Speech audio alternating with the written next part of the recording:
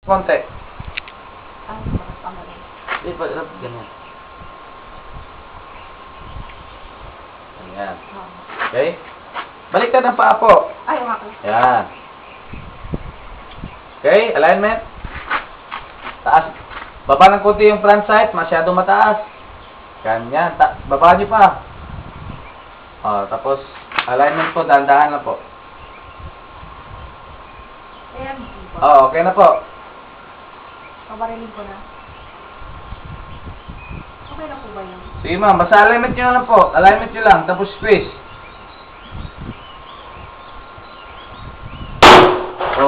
Isa pa, tumama sa ulo. Pwede pa po yan ma'am, alignment uli. Ganyan po ba? Nakakalimutan ko eh. Okay lang po ma'am, tumama sa ulo. Baba ng konti, kung gusto sa dibdib. Ayan, baba. Yan. Barilin ko na. Opo, okay lang po. Depende na po sa inyo. Yung tama yung alignment nyo. Sasa na. Sa buka. Okay, meron pa isa.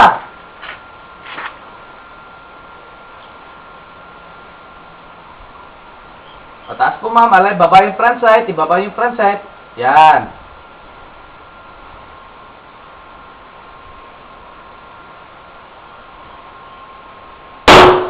Yun, sa tiyan. Tumawag.